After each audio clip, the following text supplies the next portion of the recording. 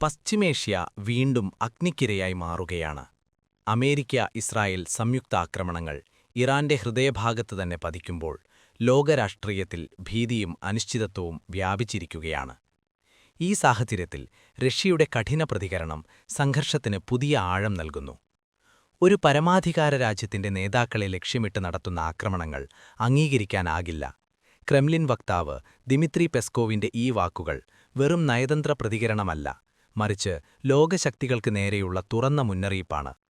ഈ അന്താരാഷ്ട്ര പ്രതികരണങ്ങൾക്ക് പിന്നിലെ പ്രധാന കാരണമാണ് ഇറാന്റെ ശക്തനായ നേതാവായ അലി ലാരിജാനിയുടെ മരണം. ഇറാനിൽ നടന്ന വ്യോമാക്രമണത്തിൽ ലാരിജാനിയും അദ്ദേഹത്തിന്റെ മകനും സുരക്ഷാ ഉദ്യോഗസ്ഥരും കൊല്ലപ്പെട്ടത് ഈ ആക്രമണം സാധാരണ സൈനിക നീക്കമല്ലെന്ന സൂചന നൽകുന്നു. ലക്ഷ്യം വ്യക്തമായിരുന്നു: ഇറാന്റെ നേതൃത്വത്തെ തകർക്കുക. അലി ലാരിജാനി എന്ന പേര് ഇറാനിലെ അധികാരഘടനയുടെ കേന്ദ്രബിന്ദുവായിരുന്നു.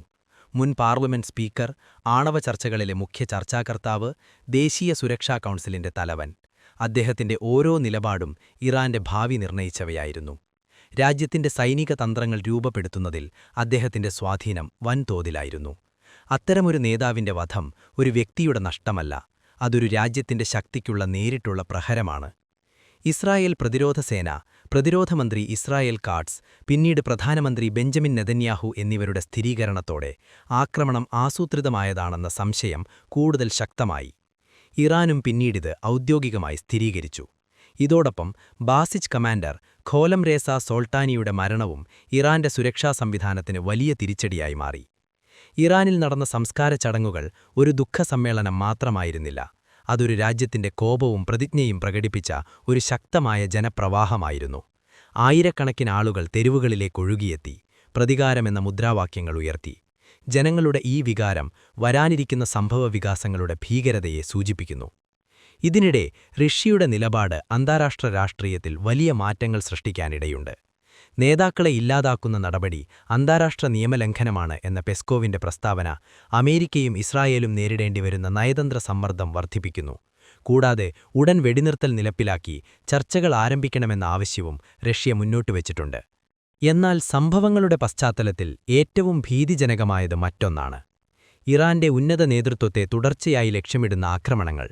ഫെബ്രുവരി 28-ന് ആയത്തുള്ള ഖമേനിയുടെ വധത്തിനു പിന്നാലെ ഇപ്പോൾ ലാരിജാനിയുടെ മരണം.